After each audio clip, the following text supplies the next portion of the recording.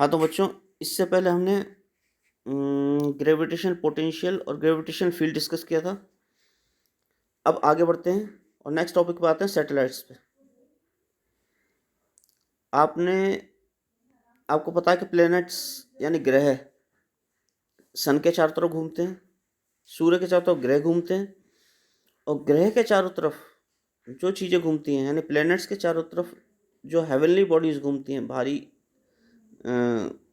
वस्तुएं घूमती हैं, भारी हैवी बॉडीज़ घूमती हैं, उन्हें हम सैटेलाइट्स कहते हैं। सैटेलाइट्स दो तरह के हो सकते हैं। एक तो नेचुरल हो सकते हैं, नेचुरल माने जो नेचर में ऑलरेडी हैं, जैसे मून है। ये सब आप वैसे पढ़ चुके हैं 12th क्लास में काफ़ी कुछ। जैसे मून है, चंद्रमा, ये आपके अर्थ के चारों तक घूमता है, तो ये अर्थ का, पृथ्वी का एक क्या है, सैटेलाइट है। सैटेलाइट मीन्स उपग्रह। तो सन के चारों तरफ जो घूमते हैं वो ग्रह होते हैं, और जो ग्रह के चारों तरफ घूमते हैं वो उपग्रह होते हैं। तो हम उपग्रह की बात कर रहे हैं। तो जो नेचर में ऑलरेडी एग्जिस्टिंग उपग्रह हैं वो नेचुरल सैटेलाइट्स कहलाते हैं, और कुछ हम आर्टिफिशियल भी क्रिएट कर देते हैं अपने स्पेसिफिक पर्पसेस के लिए, तो वो आर्टिफिशियल सैटेलाइट्स कहलाते हैं। तो उन्हीं सैटेलाइट्स की बात हम कर रहे हैं। तो सैटेलाइट्स को क्या करना पड़ता है, मैंने आपको रॉकेट्स बताया था, और रॉकेट्स में भी आपको सिंगल स्टेज, डबल स्टेज और मल्टी स्टेज रॉकेट बताए थे। तो मल्टी स्टेज रॉकेट में हमें सैटेलाइट को क्या करना पड़ता है, रखना पड़ता है, और उसे, रॉकेट को अर्थ से एक स्पेसिफिक डिस्टेंस पे ऊपर ले जाके उस सैटेलाइट को लॉन्च करना पड़ता है, यानी छोड़ना पड़ता है। तो सैटेलाइट क्या होता है, वो अर्थ के चारों तरफ घूमता रहता है। तो जैसे आप चित्र में भी देख रहे हैं, इस चित्र में क्या है, अर्थ बना रखी है, और इसके अराउंड अर्थ के चारों तरफ एक एलिप्टिकल ऑर्बिट दिखा रखी है, दीर्घवृत्ताकार कक्षा दिखा रखी है, और दीर्घवृत्ताकार कक्षा में लिख रखा है E<0। अभी समझाएंगे। उसके ऊपर एक और कर्व बना रखी है छोटी सी, उसमें लिख रखा है E=0, और पैराबोला उसके ब्रैकेट में लिख रखा है, परवलय। और उससे ऊपर एक और कर्व बना रखी है, उसमें E<0 लिख रखा है, उसमें हाइपरबोला लिख रखा है। तो E जो होती है यानी एनर्जी, एनर्जी की टोटल वैल्यू, आपको मैंने पहले भी बताया था। अभी एनर्जी की वैल्यू नेगेटिव क्या रिप्रेजेंट करती है, एनर्जी की नेगेटिव वैल्यू रिप्रेजेंट करती है binding force, force of attraction, मैंने आपको बताया था। और एनर्जी की पॉजिटिव वैल्यू क्या रिप्रेजेंट करती है, फोर्स ऑफ रिपल्शन, यानी बाइंडिंग फोर्स से, बाइंडिंग से दूर चला जाए कोई चीज़, तो E= क्या हो जाएगा, पॉजिटिव हो जाएगा। और E=0 उन दोनों के बीच की कंडीशन है, लिमिट है, कि कोई भी चीज़ कब तक बाउंड रह सकती है, बंधी रह सकती है, जब तक उसकी वैल्यू E नेगेटिव से बढ़ते बढ़ते बढ़ते बढ़ते बढ़ते बढ़ते बढ़ते जीरो का अप्रोच नहीं करती। तो हमारे सैटेलाइट के लिए क्या होना चाहिए, आर्टिफिशियल सैटेलाइट के लिए नेचुरली E<0 होनी चाहिए, E की वैल्यू 0 से कम होनी चाहिए, यानी कि नेगेटिव होनी चाहिए टोटल एनर्जी की वैल्यू, जिससे कि सैटेलाइट बाउंड रहे अर्थ से, उसके ग्रेविटेशनल फील्ड से अट्रैक्टेड रहे और घूमता रहे। क्योंकि सैटेलाइट किसी अर्थ के चारों तरफ तभी घूमता है जब उस पर ग्रेविटेशनल फोर्स लगती है। तो सैटेलाइट क्या होता है, अर्थ के चारों तरफ, अभी मैं दिखाता हूँ। ये सैटेलाइट अर्थ के चारों तरफ, मतलब ये सैटेलाइट घूम रहा है, मैंने देखो काला निशान लगा दिया, ये घूम रहा है, फिर यहाँ आ गया, फिर यहाँ आ गया, इस तरह से मान लो घूम रहा है, या उल्टा इन्होंने एरो इधर लगा रखा है, तो पहले वाले ये फर्स्ट पोजीशन है, फिर सेकंड पोजीशन है, थर्ड पोजीशन है, इस तरह से घूम रहा है। सपोज ये सैटेलाइट घूम रहा है अर्थ के चारों तरफ, तो इस सैटेलाइट पर हमेशा एक ग्रेविटेशन फोर्स लग रही है towards the centre of the earth, ये लग रही है ग्रेविटेशनल फोर्स।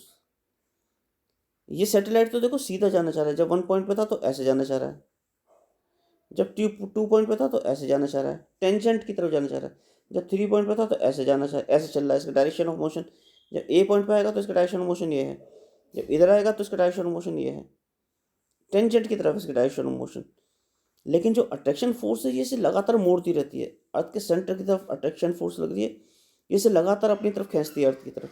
तो इसका डायरेक्शन ऑफ मोशन कंटिन्यूसली बदलता रहता है, और ई की टोटल वैल्यू नेगेटिव के लिए ये अर्थ के फोर्स ऑफ अट्रैक्शन से बना रहता है और घूमता रहता है एलिप्टिकल ऑर्बिट में। तो इसे आगे देखते हैं, थोड़ा सा आगे बढ़ते हैं। ये जो सैटेलाइट घूम रहा है इसकी टोटल एनर्जी कितनी होगी? इसकी टोटल एनर्जी होगी काइनेटिक एनर्जी, यानी गतिज ऊर्जा। इसकी कुल ऊर्जा होगी गतिज ऊर्जा प्लस स्थितिज ऊर्जा,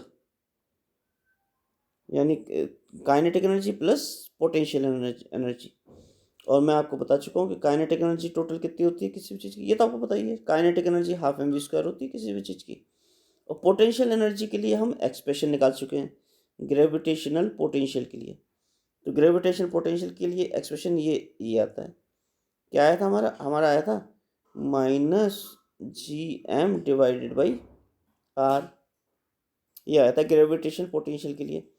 यहाँ हमारा आर क्या था? आर जो था सेंटर से डिस्टेंस था, तो अर्थ के सेंटर से डिस्टेंस था आर। तो यहाँ पे चित्र में देखिए आप, ये जो अर्थ का सेंटर है इससे यहाँ तक का डिस्टेंस, यानी ये वाला डिस्टेंस, ये वाला, ये मैं 2 बार लिख दिया, ये आर है। तो आर की वैल्यू इनफैक्ट क्या है? सेंटर से डिस्टेंस की value radius of earth R plus earth की सरफेस से हाइट सैटेलाइट की आर प्लस एच। तो स्मॉल आर की वैल्यू आर प्लस एच इस फिगर में दिखा रखी है, इसलिए हमने -gm/r को स्मॉल आर के जगह स्थान पर आर प्लस एच ले लिया है। इसलिए हमने यहाँ पे हमारा आर इजकल टू क्या है? आर प्लस एच, ये है। तो टोटल एनर्जी होगी, इसमें लिखाइए नीचे,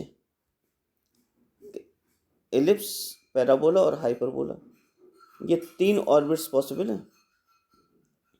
किसके लिए? एनर्जी के लिए। दिखा रखा है ऊपर फिगर में, दिखा रखा है ellipse when E is negative, यानी E less than 0, parabola when E greater than 0 equal to 0, और hyperbola when E greater than 0।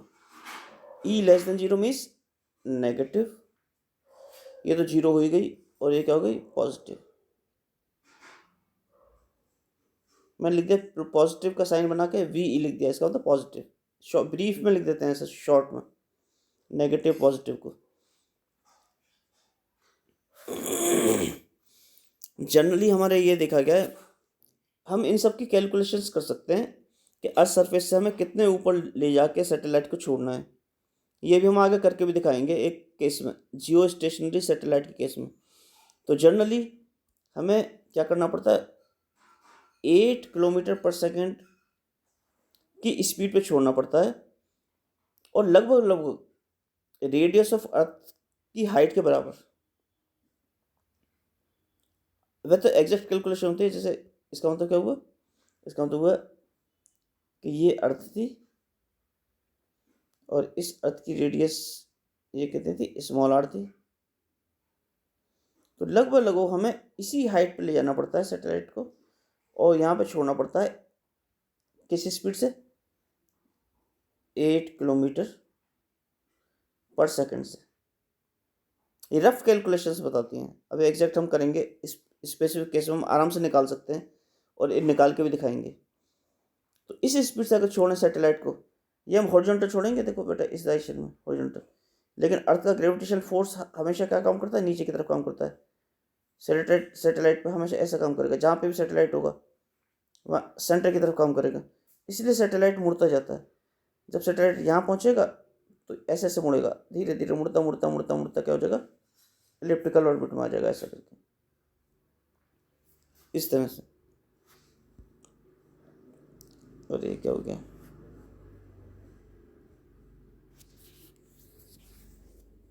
ये पता नहीं क्या व्हाट्सएप चला गया, 1 मिनट में दोबारा खोल देता हूँ।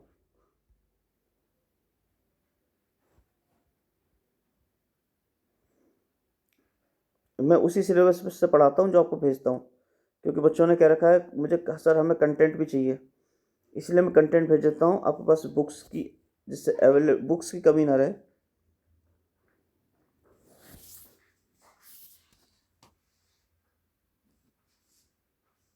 हाँ यहीं थे हम इस पे थे। अब आते हैं नेक्स्ट पे, हमने ये पढ़ लिया था, ये आते हैं नेक्स्ट पे। ये देखो फिर चित्र दिखा रखा है एक, इस चित्र में क्या दिखा रखा है, पहला चित्र देखिए आप, ये देखिए, ये मैंने अंडरलाइन किया 8 किलोमीटर पर सेकेंड, ये ग्रेटर देन 8 किलोमीटर पर सेकेंड, ये 11 किलोमीटर पर सेकेंड, 8 8 ग्रेटर देन 8 और 11। आपको पता है 12th क्लास में 11th-12th में आप पढ़ चुके हैं ग्रेविटेशन में एस्केप वेलोसिटी, यानी कि किसी वस्तु को कितनी स्पीड दी जाए मैक्सिमम मिनिमम कि वो अर्थ के फोर्स ऑफ अट्रैक्शन से बाहर निकल जाए, उसके ग्रेविटेशन फोर्स से बाहर निकल जाए, वो अर्थ में दोबारा लौट के ना आए। जैसे हम बॉल को ऊपर उछालते हैं, किसी बॉल को ऊपर उछाला तो फोर्स ऑफ अट्रैक्शन के कारण, किसके फोर्स ऑफ अट्रैक्शन, अर्थ के फोर्स ऑफ अट्रैक्शन के कारण दोबारा वापस आ जाती है। और ऊपर और तेजी से उछालेंगे, ज़्यादा एनर्जी देंगे तो और ऊपर चली जाएगी, और ज़्यादा एनर्जी देंगे तो और ऊपर चली जाएगी। इस तरह से एनर्जी की वो maximum value, energy means kinetic energy, हमें अर्थ सरफेस पे क्या है, काइनेटिक एनर्जी। जैसे मान लीजिए ये अर्थ है, ये मैंने ई बना दी और आपने एक बॉल ऊपर उछाल दी इसे, तो हम इसे कहते हैं ना वी देना है, इनिशियल काइनेटिक एनर्जी वी देना है, यहाँ पे वी थी तो हमने कितनी काइनेटिक एनर्जी से प्रोवाइड की, half M V square. M constant है तो इसकी काइनेटिक एनर्जी बढ़ाने के लिए हम क्या बढ़ा रहे हैं, वी बढ़ा रहे हैं।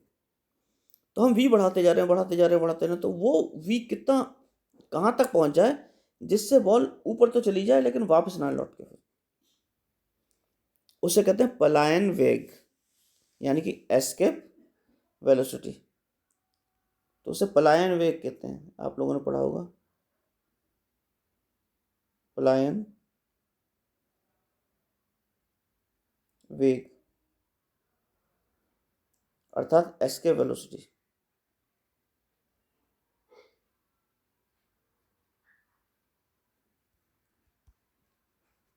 एस्केप वेलोसिटी कहते हैं पलायन वेग को। तो पलायन वेग जब हम कैलकुलेट करके निकालते हैं अपने मैथमेटिक्स से, तो आपको पता है वो 11.2 आया होगा, आपको याद होगा किसी को, 11.2 किलोमीटर पर सेकंड आता है, मीन्स स्लाइटली ग्रेटर देन 11। तो यही दिखा रखा है देखो इस चित्र में, इस चित्र में यहाँ पे ग्रेटर देन 11 दिखा रखा है। इसका मतलब अगर ऐसे हो जाएगा तो ये परमानेंट अर्थ सरफेस से बाहर निकल जाएगा, अर्थ के ग्रेविटेशन फोर्स से ये निकल जाएगा, ये लौट के नहीं आएगी बॉडी। 11 से अगर कम होगा, 11 से अगर कम होगा और 8 किलोमीटर से ज़्यादा होगा, तब ये ऐसे ऐसे घूमता रहेगा करते चलता, यानी कि if velocity is less than 8 kilometre पर सेकेंड, दोबारा लिखता हूँ मैं, दोबारा लिखता हूँ, बेटा से दोबारा लिखना पड़ेगा, 11 किलोमीटर पर सेकेंड से कम होगी वेलोसिटी और ज़्यादा किससे होगी, 8 किलोमीटर पर सेकेंड से।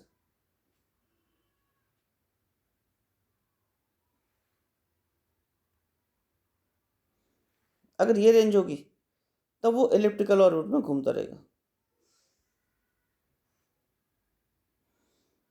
तो हमें ये रेंज चाहिए 8 से 11 किलोमीटर प्रति सेकंड की स्पीड चाहिए उसकी, किसकी, सैटेलाइट की घूमने के लिए।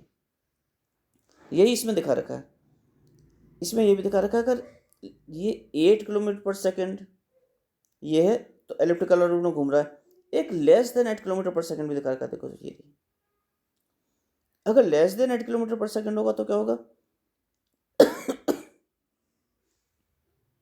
ये सपोज अर्थ थी, ये है आपकी अर्थ, और अगर लेस देन 8 किलोमीटर पर सेकंड है तो कैलकुलेशन बताती हैं कि जो सैटेलाइट आपने छोड़ा था ये ऐसे एलिप्टिकल ऑर्बिट में घूमेगा, लेकिन ये अर्थ के इसकी काइनेटिक एनर्जी कम है, इसलिए अर्थ के ग्रेविटेशन फील्ड के कारण ये थोड़ा थोड़ा इसकी ऑर्बिट क्या होगी, पास आती जाएगी और फाइनली ये अर्थ की तरफ आएगा और अर्थ पर टकरा जाना चाहिए। लेकिन अर्थ पर टकराता क्यों नहीं है? जैसे जैसे पास आता जाता है, ऐसे गया, फिर घूम के यहाँ आया, फिर ऐसे गया, फिर ऐसे आया, फिर ऐसा आया, वैसे वैसे उसकी स्पीड बढ़ती जाती है। जैसे जैसे अर्थ के क्लोज आता है इसकी स्पीड बढ़ती जाती है। वो भी कारण अभी बताएंगे इसकी स्पीड क्यों बढ़ती जाती है। और अर्थ के पास एटमॉस्फेयर बहुत डेंस होता है, और जब डेंस एटमॉस्फेयर में कोई हाई स्पीड में चीज़ निकलती है तो उसमें फ्रिक्शन प्रोड्यूस होगा। इतना ज़्यादा फ्रिक्शन प्रोड्यूस होता है कि वो जल जाता है, और जल के बिल्कुल राख बन जाता है, और राख सारे एटमॉस्फेयर में उसकी फैल जाती है। तो वो अर्थ पे गिर नहीं पाता, वो अर्थ पे पहुंचने से पहले इतना तेज हो जाता है, और उसके फ्रिक्शन के कारण उसमें आग लग जाती है, जल जाता है और उसकी राख बन जाती है। ये दिखा रखा है, देखो दूसरे चित्र में। यहाँ देखो स्लोएस्ट लिख रखा है, यहाँ फास्टेस्ट लिख रखा है। ये आपका केपलर्स लॉ भी है कि एरियल स्पीड कांस्टेंट रहती है, यानी कि समान समय में समान क्षेत्रफल वो ट्रेवर्स करता है कोई भी सैटेलाइट या प्लेनेट। तो सैटेलाइट और प्लेनेट ऑलमोस्ट एक ही जैसा है, कंपेयर कर सकते हैं। जैसे सैटेलाइट क्या होता है, वो तो प्लेनेट के अराउंड घूमता है, और प्लेनेट किसके अराउंड घूमते हैं, सन के अराउंड घूमते हैं। ऑलमोस्ट सेम थ्योरी आप अप्लाई कर सकते हैं।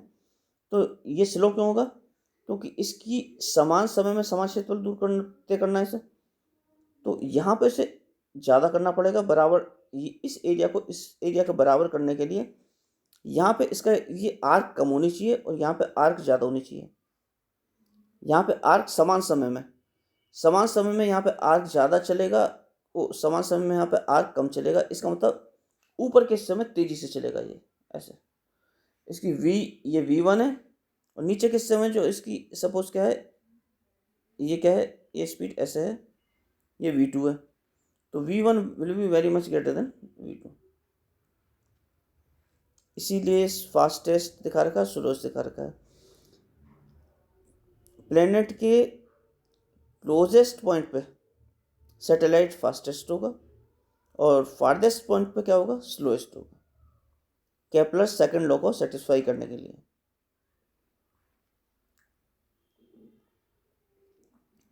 यही इसमें लिख रखा है। अब रिवोल्यूशन ऑफ अ सैटेलाइट आते हैं प्लेनेट के अराउंड। तो ये सैटेलाइट दिखा रखा है स्मॉल m, ये अर्थ है, इसके अराउंड घूम रहा है।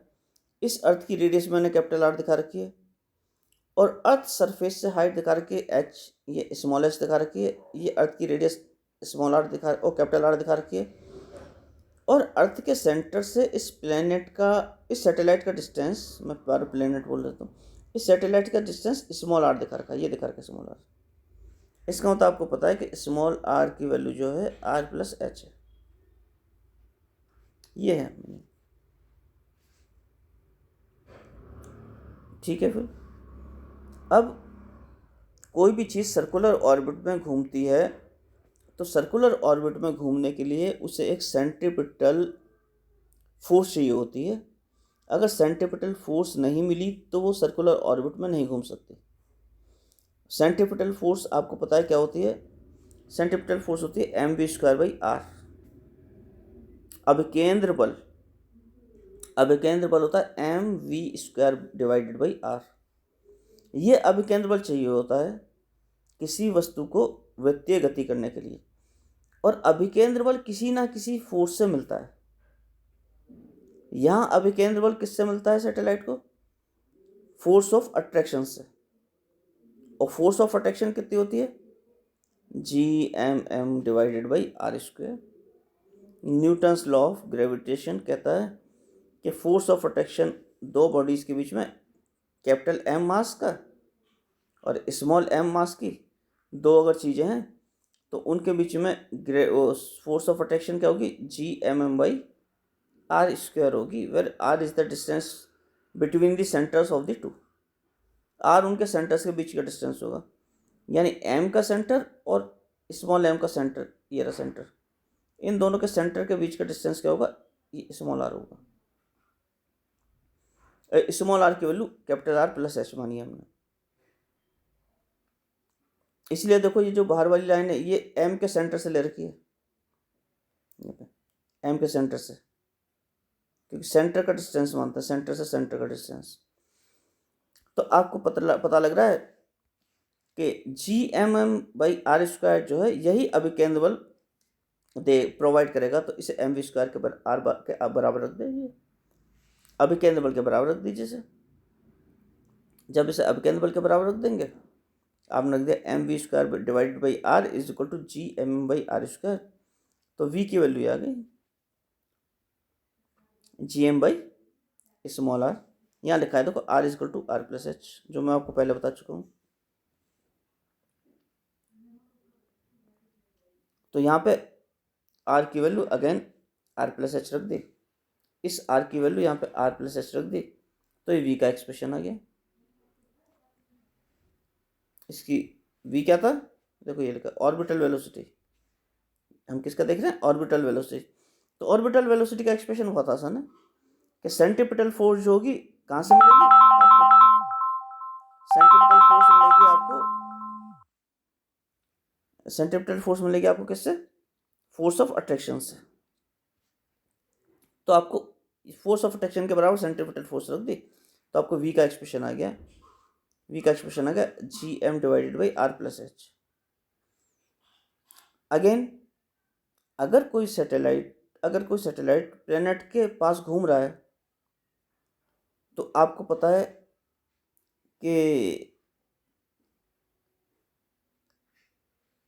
यानी हम अर्थ ले रहे हैं प्लेनेट को, जनरली हम अर्थ ले रहे हैं, तो M G is equal to G capital M divide into small M divided by R square, ये होता है।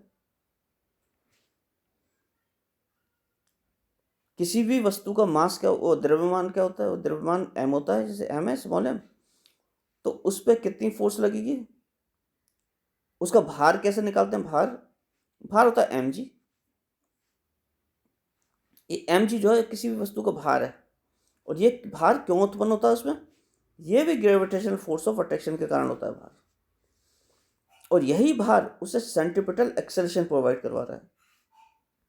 तो अगर कोई वस्तु घूम रही है, ये अर्थ थी, और इसके कारण तो कोई वस्तु स्मॉल एम की घूम रही है, तो इस पे यहाँ पे इसका भार जो होगा स्मॉल एम जी होगा, जो अर्थ की तरफ लगेगा, और ये स्मॉल एम जी ही इसे सेंट्रीपिटल फोर्स प्रोवाइड करवाएगा। यानी ये किस भार इसका किसके कारण है, जो फोर्स ऑफ अट्रैक्शन है उसके कारण, यही भार है G M by R square, और यही सेंट्रीपिटल एक्सेलरेशन है। तो इस भार को M G is equal to G M by R square है, ये आर स्क्वायर, और आर क्या है, आर है R plus H. If this satellite is very close to the surface of earth, तो एच जो है आर से छोटा होगा। जब आर से छोटा होगा और इसका स्क्वायर कर दें, तो आर स्क्वायर जो है, एक मिनट बच्चों होल्ड करो, लावण्य चाचा का फोन आ रहा है बार बार, जरा फोन कर लो उनसे, कह दो मैं लेक्चर रिकॉर्ड कर रहा हूँ। तो आर स्क्वायर जो होगा वो वेरी मच ग्रेटर देन किससे होगा, मैं दोबारा लिख देता हूँ, स्क्रीन भर गई है। If R is greater than H, then capital R square will be very much greater than H square. जो चीज़ जितनी छोटी होगी उसका स्क्वायर उतना ही ज़्यादा और छोटा हो जाएगा। जैसे 100, सपोज 100 इज ग्रेटर देन 10, तो 100 square will be very much greater then 10 square. क्यों, 110 का रेशो क्या है, 110 का रेशो 10 है, लेकिन 100 स्क्वायर और 10 स्क्वायर का रेशो क्या है, उसका 100 है, तो जैसे उसका स्क्वायर और छोटा हो गया। इसी तरह से हम क्या करते हैं यहाँ पे, ये जी एम ये जो अप्रोक्सीमेशन लिया है ये कायदे से होना चाहिए था G M is equal to G sorry G R plus H whole square ही होना चाहिए था।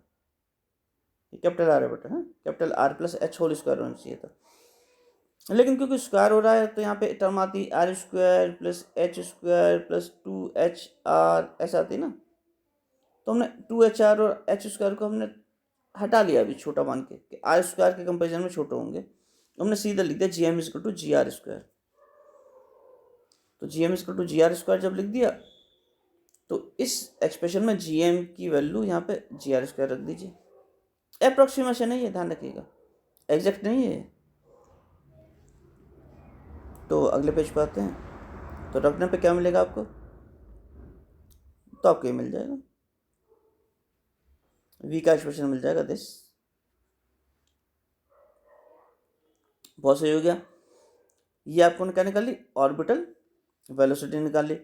अब आपको पीरियड ऑफ रिवोल्यूशन निकालना है। पीरियड ऑफ रिवोल्यूशन माने एक चक्कर लगाने में लगा गया समय, उसे कैपिटल टी कहते हैं। तो चक्कर लगाने में लगाया गया समय, समय बराबर समय क्या होता है, दूरी बटे चाल, डिस्टेंस अपॉन वेलोसिटी। डिस्टेंस कितना चला उसने, 2πr सरकमफ्रेंस, और वेलोसिटी क्या थी v, तो 2πr divided by v। Small R क्या है, आर प्लस एच, तो 2πr तो ये हो गया, स्मॉल आर की जगह आर प्लस एच रख दी डिवाइडेड बाई v। और v आपको क्या पता है, ये रहा ऊपर वाले एक्सप्रेशन में v की वैल्यू निकाल रखी है, ये v की वैल्यू सब्स्टिट्यूट कर दो यहाँ पे,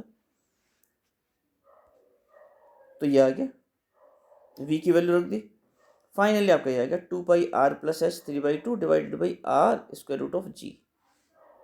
यहाँ पे एक बात और नोट करने की है, 2 कांस्टेंट है, पाई कांस्टेंट है, कैपिटल आर अर्थ की रेडियस है वो भी कांस्टेंट है, आर कांस्टेंट है, small G acceleration due to gravity है, जिस भी हाइट पे है आपका सैटेलाइट वो जी कांस्टेंट होगा वहाँ पर, तो ऑलमोस्ट जी भी कांस्टेंट है। तो वेरिएबल क्या है, केवल एच, इसका मतलब वेरिएबल क्या कौन सी फैक्टर हो गया, आर प्लस एच। आर तो कांस्टेंट है लेकिन एच क्योंकि वेरी कर रहा है इसलिए R plus H term vary कर रही है पूरी। तो t इज प्रोपोर्शनल टू, यहाँ पर t is proportional to R plus H to the power 3/2 आ गया। इसका स्क्वायर कर दो तो यहाँ पे आ गया T square is proportional to R plus H whole cube, ये जो मैं सर्किल में लिख दिया है। और यही कैपलर्स थर्ड लॉ होता है कि टाइम पीरियड का स्क्वायर, पीरियड ऑफ रिवोल्यूशन का स्क्वायर, उसकी एवरेज डिस्टेंस प्लेनेट के लिए था कैपलर्स लॉ कि प्लेनेट का एवरेज डिस्टेंस ऑफ सन से क्या होता है, क्यूब के प्रोपोर्शनल होता है। ठीक है, तो कैपलर्स थर्ड लॉ भी यहाँ पे आ गया, इसका प्रूफ। अब जरा लास्ट टॉपिक डिस्कस कर लेते हैं इस लेक्चर का, जियो स्टेशनरी सैटेलाइट। जियो स्टेशनरी सैटेलाइट क्या होते हैं, आपको क्या होता है कभी कभी अर्थ पे, जैसे आपको मोबाइल सिग्नल है तो आपको क्या करना है, अर्थ से यहाँ से सपोज आपको यहाँ एक सैटेलाइट घूम रहा है यहाँ पे ऊपर, तो कोई सिग्नल यहाँ भेजना है आपको, ये वाले सिग्नल इस यहाँ पे आपको वो लगा है सिग्नल सेंड करने का कोई ट्रांसमीटर लगा है यहाँ पे, इससे आपको सिग्नल भेजना है। और ये सिग्नल आपको सपोज अर्थ के यहाँ से यहाँ तक भेजना है आपको, मतलब इस एरिया में भेजना है। ये वाला एरिया देखो बेटा बराबर, दोबारा बना देता हूँ, ये अर्थ थी सपोज, इस पे कोई आपने लगा दिया सिग्नल भेजने का ट्रांसमीटर, ये ट्रांसमीटर लगा सिग्नल भेजने का, ये ट्रांसमीटर है ट्रांसमीटर। इसके सिग्नल आपको क्या करना है, अर्थ में दूर तक भेजना है। तो आपने क्या कर दिया, यहाँ पे एक सैटेलाइट है आपके पास, इस सैटेलाइट में आप इसका सिग्नल भेज दीजिए, यहाँ पे ये सिग्नल चलेगा, वही सैटेलाइट पूरी अर्थ में भेजेगा। तो यहाँ से लेके अर्थ पे, यहाँ से लेके और यहाँ तक भेज सकता है सैटेलाइट का सिग्नल, यानी अर्थ के इस पोर्शन में, मैं डबल कर दिया अर्थ का, इस पोर्शन में सिग्नल भेज सकता है सारे, जैसे mobile signal, communication signal, TV पे आता है, तो करीब आधी अर्थ को कवर कर सकता है सैटेलाइट। लेकिन ये सैटेलाइट कब कवर कर सकता है, जब हमेशा इसी पोजीशन पर बना रहे इस ट्रांसमीटर के रेस्पॉन्स में। ये ट्रांसमीटर टी है, ऐसा ना हो कि ट्रांसमीटर तो यहाँ पे था और सैटेलाइट घूम के यहाँ आ गया, सैटेलाइट चलता आगे आगे पहुँच गया या और आगे पहुँच गया। जब सैटेलाइट यहाँ आ जाएगा नीचे, तब तो ट्रांसमीटर सिग्नल भेज ही नहीं पाएगा यहाँ पे, क्योंकि बीच में अर्थ आ जाएगी। तो इसका मतलब क्या होना चाहिए, इस ट्रांसमीटर के पास जो सैटेलाइट यहाँ पर है, दोबारा बनाना पड़ेगा बेटा,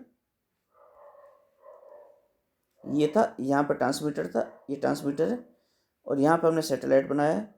तो सैटेलाइट हमेशा यहीं रहना चाहिए अर्थ के ऊपर। अगर कोई आदमी यहाँ पे खड़ा है अर्थ पे, कोई आदमी यहाँ पे खड़ा है अर्थ पे, तो सैटेलाइट उसके सिर पे ही रहना चाहिए हमेशा। यानी इस ट्रांसमीटर जो टी है इसके रेस्पेक्ट में हमेशा यहीं रहना चाहिए, तभी तो सिग्नल लगातार भेजता रहेगा। लेकिन अर्थ तो घूम रही है। अर्थ कैसे घूम रही है, अर्थ ऐसे घूम रही है। अर्थ की एंगुलर वेलोसिटी कितनी है, अर्थ क्या कर रही है, 24 घंटे में घूम रही है, 24 आवर्स में, एक चक्कर पूरा लगा दिया। अगर इस सैटेलाइट को, ये सैटेलाइट एस सैटेलाइट है, अगर इसको इस ट्रांसमीटर के रेस्पेक्ट में हमेशा इसी पोजीशन पे रहना है, तो जैसे जैसे ट्रांसमीटर घूम रहा है 24 आवर में एक चक्कर लगा रहा है ट्रांसमीटर, इसी तरह से सैटेलाइट को भी 24 आवर में एक चक्कर लगाना पड़ेगा। यानी सेम स्पीड में जितना ट्रांसमीटर आगे बढ़े उतना ही सैटेलाइट आगे बढ़ जाए घूम के। तो ट्रांसमीटर और सैटेलाइट की अगर angular speed, angular velocity same है, तो इनकी रिलेटिव पोजीशन हमेशा सेम बनी रहेगी। यानी कि सैटेलाइट जो है एस, ये इस आदमी के हमेशा सिर के ऊपर ही रहेगा। कब, जब इसकी घूमने की स्पीड क्या होगी, घूमने का टाइम पीरियड क्या होगा, 24 आवर होगा, 24 घंटे हो गया। तो बहुत अच्छी बात है। तो इस तरह के सैटेलाइट को जियो स्टेशनरी सैटेलाइट कहते हैं। और 24 घंटे हो गया तो इसकी एंगुलर वेलोसिटी आपको पता है, एंगुलर वेलोसिटी ओमेगा से रिप्रेजेंट करते हैं एंगुलर वेलोसिटी, और एंगुलर वेलोसिटी होती है 2 पाई डिवाइडेड बाई टी। तो पाई की वैल्यू आपको पता है, 2 की पता है, पाई की पता है, टी आपका जियो स्टेशनरी सैटेलाइट के केस में 24 आवर होगा। तो लिख दिया 24 इंटू 60 सेकेंड से बदल दिया। 2 पाई रेडियन था तो रेडियन पर सेकेंड इसकी यूनिट आ गई। ये 2 pi divided by T E. T E means 24 hours. E क्यों रिप्रेजेंट कर रहा है कि time of revolution of earth के बराबर होना चाहिए। अर्थ का 24 आवर्स है तो इसका भी टाइम पीरियड क्या होना चाहिए, 24 आवर्स होना चाहिए। ठीक है, तो ओमेगा ई तो आपको पता है, इसकी वैल्यू कैलकुलेट कर सकते हैं आप, ये निकल गई। लेकिन सैटेलाइट के लिए टाइम पीरियड कितना था, ये था, ये अभी ऊपर हम निकाल चुके हैं, ये एक्सप्रेशन था। इस एक्सप्रेशन में आपको पता है पाई की वैल्यू पता है, अर्थ की रेडियस की वैल्यू पता है, अर्थ की रेडियस की वैल्यू पता है, स्मॉल जी की वैल्यू पता है, टी कितना है 24 आवर्स, तो टी की वैल्यू भी पता है। तो इससे तो आप एच भी निकाल सकते हैं। एच हमें नहीं पता कि अर्थ से कितना ऊपर होना चाहिए जियो स्टेशन सैटेलाइट जिससे उसका पीरियड ऑफ रेवोल्यूशन 24 घंटे आ जाए। तो कैसे निकालेंगे, टी की वैल्यू को 24 घंटे रख दीजिए, आर की वैल्यू रख दीजिए, पाई की वैल्यू रख दीजिए, स्मॉल जी की वैल्यू रख दीजिए, तो आपको एच की वैल्यू पता लग जाएगी। तो आप जियो स्टेशन सैटेलाइट की हाइट की कैलकुलेशन कर सकते हैं कि कितनी हाइट पे, अर्थ सरफेस से कितना ऊपर इस सैटेलाइट को हमें लॉन्च करना है जिससे कि हमें 24 घंटे उसका टाइम पीरियड मिल जाए जियो स्टेशनरी सैटेलाइट का। यानी कि जिससे हमें omega of satellite is equal to omega of earth के बराबर मिल जाए। वो हम अभी नेक्स्ट लेक्चर में क्या करेंगे, डिस्कस करेंगे। इस लेक्चर को अभी यही ख़त्म करते हैं, अगले लेक्चर में भेजूँगा आपको जल्दी। ओके।